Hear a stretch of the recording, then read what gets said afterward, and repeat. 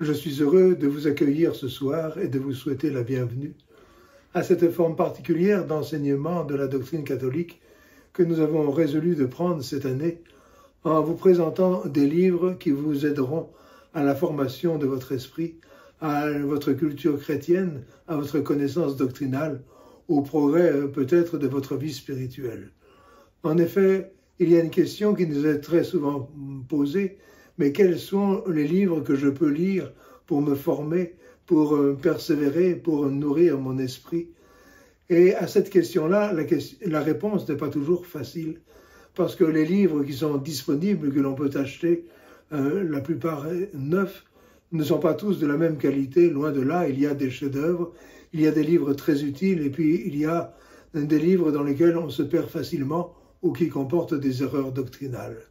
Et nous savons tous que notre temps est limité, que notre budget aussi est limité, et qu'il importe donc de ne pas perdre dans la médiocrité ou dans la nullité, mais d'aller le mieux possible aux bons livres et même aux très bons livres, afin que cela soit profitable à l'intelligence de la foi, qui est la chose la plus nécessaire et qui manque souvent le plus aujourd'hui, en raison du modernisme dont ça a été l'objectif particulier de détruire l'intelligence de la foi.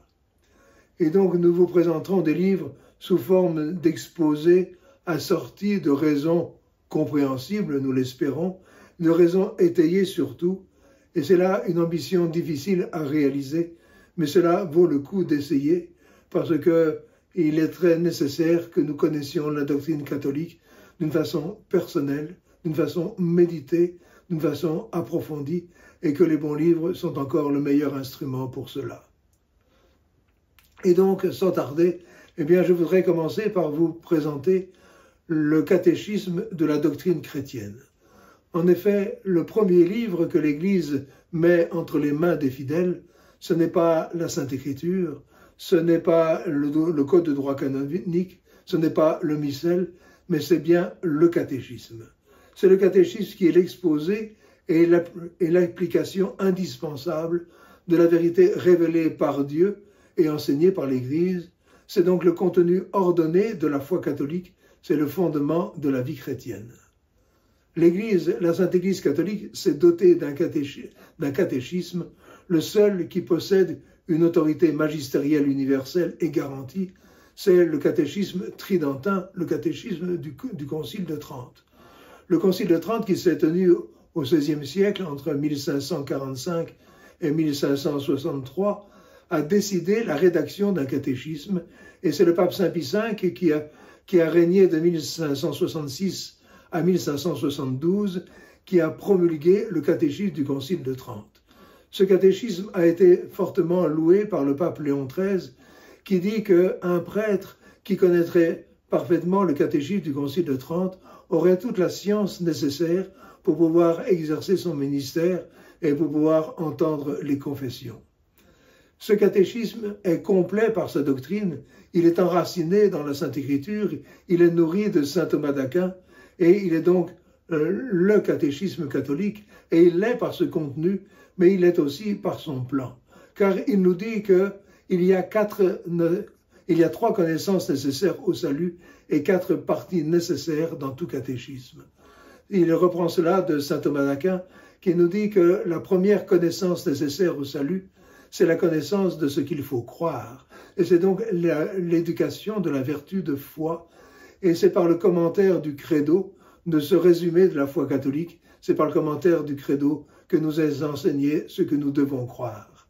La deuxième connaissance nécessaire au salut, c'est la connaissance de ce qu'il faut désirer, de ce qu'il faut espérer, c'est l'éducation de la vertu d'espérance, et le contenu et l'ordre dans lequel nous devons désirer et avoir l'espérance des choses nous est donné par la prière de notre Seigneur, le Notre Père, et c'est donc par le commentaire du Pater Noster que le catéchisme du Concile de Trente nous enseigne la vertu d'espérance. La troisième vertu nécessaire au salut, la troisième connaissance nécessaire au salut, c'est la connaissance de ce qu'il faut faire. C'est l'exercice de la vertu de charité, ce que nous devons faire pour plaire au bon Dieu, puisque notre Seigneur nous dit, ce ne sont pas tous ceux qui disent Seigneur, Seigneur, qui entreront dans le royaume des cieux, mais ceux qui font la volonté de mon Père. Et le catéchisme nous l'expose à partir des commandements de Dieu, du décalogue que le bon Dieu a donné à Moïse. C'est donc l'éducation de la vertu de charité. Et ces trois connaissances sont inopérantes, elles ne produisent pas de fruits si nous ne recevons pas la grâce de Dieu, et tout particulièrement la grâce des sacrements de notre Seigneur Jésus-Christ. Et voilà pourquoi la quatrième partie du catéchisme concerne tout particulièrement les sacrements que notre Seigneur a remis à son Église. Et ce plan du catéchisme du Concile de Trente a une valeur directive pour l'exposé de la doctrine catholique. Ce catéchisme a été plus ou moins bien monnayé dans de nombreux catéchismes diocésains, souvent disparates, parfois un peu influencés par les erreurs du jour, et catéchismes qui étaient très différents d'un diocèse à l'autre. Et c'est pour cela que le pape Saint Pie X, qui avait connu des changements de diocèse et qui déplorait que les fidèles qui changeaient de diocèse aussi n'aient pas une sorte de continuité du catéchisme, le pape Saint Pie X a décidé donc de publier un catéchisme plus simple et plus accessible, qui soit accessible aux jeunes gens et aux enfants. Et ça a été ce qu'on a d'abord appelé le catéchisme de Saint Pie X.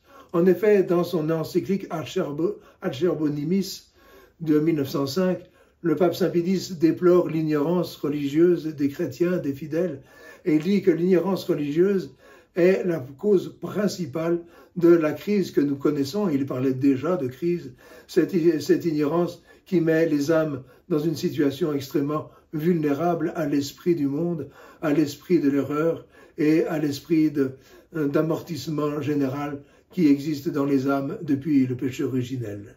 Et donc Saint Pie X a fait publier pour le diocèse de Rome, dont il est l'évêque, un abrégé de la doctrine chrétienne qui était dérivé d'un catéchisme publié en 1765 par Monseigneur Michele Casati, qui était évêque de Mondovì. En France, dès 1906, l'évêque de Langres a fait traduire ce catéchisme, et c'est ce catéchisme, cette traduction, qui a été reprise par l'édition faite en 1967 par la revue Itinéraire, sous le titre de Catéchisme de Saint Pie X. C'était là une bonne œuvre, mais j'étais un peu oublié que Saint Pie X n'a pas été satisfait de ce catéchisme. Et comme nous allons le voir, il y avait de quoi. Aussi, dès 1909, il crée une commission catéchétique chargée de préparer, sous ses directives, un nouveau catéchisme comme il le voudrait. Et en 1912 paraît enfin le catéchisme de la doctrine chrétienne, en italien, Catechismo della Doctrina Cristiana, qui est le vrai catéchisme de Saint Pie X, car au témoignage de Monseigneur Faberi, qui faisait partie de cette commission, le texte a été entièrement et minutieusement examiné et corrigé par Saint Pie X en personne. Il est d'ailleurs fructueux de comparer ces deux versions du catéchisme publié sur l'ordre de Saint Pie X et puis le catéchisme vraiment de Saint Pie X, et au moins sur un point crucial. Dans le catéchisme de 1905, il est dit « Le pape est infaillible seulement lorsque, en qualité de pasteur et de docteur de tous les chrétiens, en vertu de sa suprême autorité apostolique, il définit, pour être tenu par toute l'Église, une doctrine concernant la foi et les mœurs. » Il y a ce « seulement lorsque » qui est une sorte d'épine dans tous ceux qui s'intéressent à la doctrine catholique, parce que la formule du Concile du Vatican n'a pas ce « seulement lorsque », malgré ce qu'en disait la revue Itinéraire, disant que c'était littéralement la répétition de ce que dit le Concile du Vatican. Et en effet, dans le catéchisme de 1912, le catéchisme de la doctrine chrétienne, il est dit « Le pape ne peut pas errer quand il enseigne lui seul les vérités révélées par Dieu. Il est infaillible comme l'Église comme pasteur et maître de tous les chrétiens, il définit les doctrines touchant la foi et les mœurs. » Et ce seulement, il n'est pas une erreur de traduction, il est vraiment dans le catéchisme tel qu'il a été publié en 1905. J'avais eu l'occasion de me procurer cette édition italienne à Rome, Et il n'y a pas de doute, c'est quelque chose qui est enseigné par le catéchisme de 1905 et qui a disparu du catéchisme de 1912. Sur d'autres points, c'est aussi fructueux de les comparer. Par exemple, sur l'apostolicité de l'Église, en 1912, Saint Pédis insiste sur le fait que l'Église est dite apostolique parce qu'elle conserve la doctrine et les pouvoirs qui ont été reçus des apôtres. Le catéchisme de 1912, donc, a été peu diffusé en France. Il connaît seulement une traduction à la bonne presse en 1913, et puis il a été publié aussi par le diocèse d'Annecy et le diocèse de Val d'Aoste, qui est un diocèse francophone. En l'an 2003, le Courrier de Rome publie ce catéchisme de 1912, et c'est une excellente initiative, et c'est une sorte de révélation, au moins pour moi. J'ignorais l'existence de ce deuxième catéchisme de Saint Pédis. Et avec une sorte de délivrance, enfin, seulement lorsque n'était plus revêtu de l'autorité de Saint Pédis, mais cela montrait que c'était quelque chose de faux dans le catéchisme de 1905. Cette édition de 2003 est bienvenue, mais sa typographie, son format et ses marges peu agréables rendaient difficile la lecture, car on sait combien est importante la disposition, la qualité typographique des livres.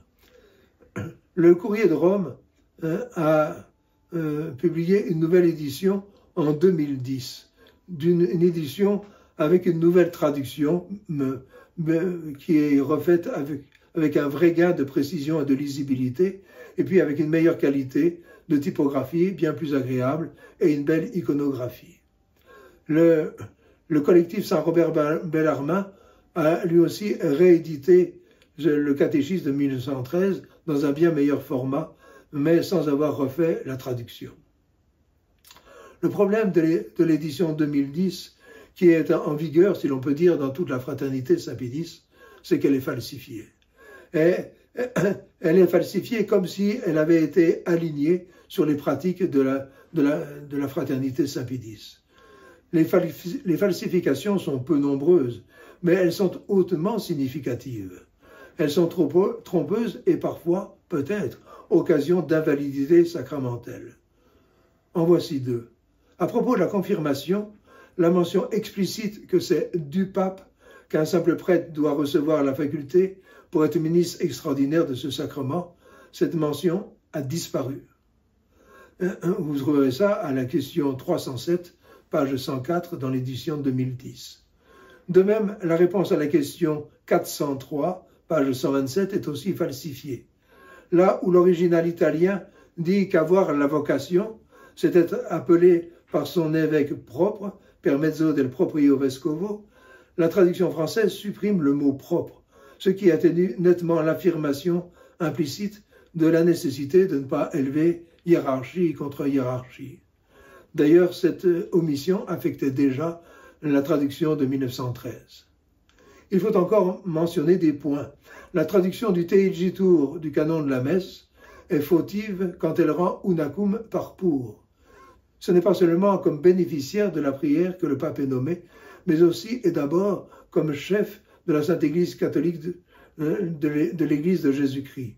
Et est ainsi évacuée la portée de cette mention du pape qui, comme le dit le pape Benoît XIV, manifeste et produit la communion la plus haute et produit une allégeance au souverain pontife.